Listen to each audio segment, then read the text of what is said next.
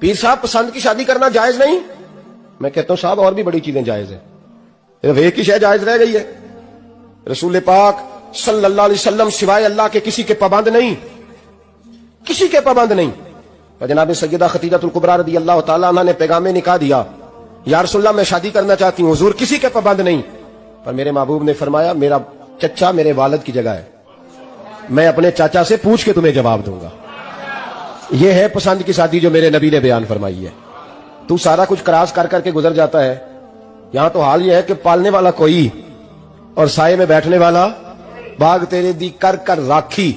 میں ساری عمر گزاری، تو جدوں اے پھل پکن تے آیا تے لے گئے ہور بپاری۔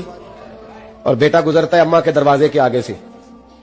اماں کے دروازے کے آگے بیٹا امرود لے کے آیا ہے 6 کلو، توجہ ہے میری بات پر؟ ادھر دیکھیں جی، چھوڑیں تھوڑی دیر ہماری سنیں۔ وہ امرود لے کے آیا 5-6 کلو، تو اماں کے دروازے کے قریب سے گزر گیا رات کو، تو کمائی کھانے کا ٹائم آیا نا، تو گزر گیا، تو وہ وزیر اعظم سے ڈرتا ہے نا،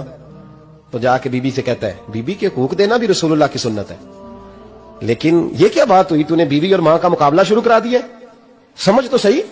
یہ تیرے لیے کعبے کی جگہ ہے اور تو بیوی کے لیے کعبے کی جگہ ہے، اسے بھی سمجھنا چاہیے، غور کرنا چاہیے۔ 5 کلو امرود لے کے تو ماں کے کمرے کے قریب سے گزر گیا ہے، بی بی کو جا کے کہتا ہے چل آدھا کلو اماں کو بھی دے آ، اس کے کون سے دانت ہیں، تو پلیٹ میں ڈال کے وہ لائی ہے، تو سمجھا ہی نہیں، تو نے غور ہی نہیں کیا۔ بندہ تو وہ ٹھیک نہیں تھا، نیپولین، اور کسی نے اس سے پوچھا تھا بتا زندگی میں پیسے لینے کا مزہ کب آیا؟ اس نے کہا کہ مجھے مزہ تب آتا تھا کہ میں اپنی ساری کمائی لا کے اپنی اماں کے ہاتھ پہ رکھتا تھا، اور پھر جب میں اپنی ماں سے تھوڑا تھوڑا خرچہ لیتا تھا نا، تھوڑا تھوڑا، توجہ ہے میری بات پہ؟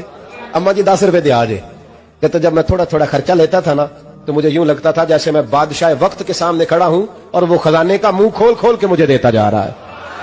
تو اس ذائقے کو سمجھ تو صحیح بھائی، تو اس کو سمجھ تو صحیح بھائی، یاد رکھیں اور غور کریں۔ ماں اور باپ، اور پھر یہ بھی سن لیں، نبی پاک صلی اللہ تعالی علیہ وآلہ وسلم نے ماں باپ کے لیے فرمایا ہما جنتک و نارک، یہی تیری جنت ہے اور یہی تیرے لیے جہنم ہے۔ اگر یہ راضی ہو گئے تو تیرے لیے جنت ہے، ناراض ہو گئے تو چاہے تو 100 پیر کے مزار پہ حاضری دے آ، لیکن جب تک ابا راضی نہیں اتنی دیر تک اللہ راضی۔ یہ حدیث پاک ہے، حضور نے فرمایا جس کے والد راضی اس کا اللہ راضی، اور جس کا باپ ناراض اس کا اللہ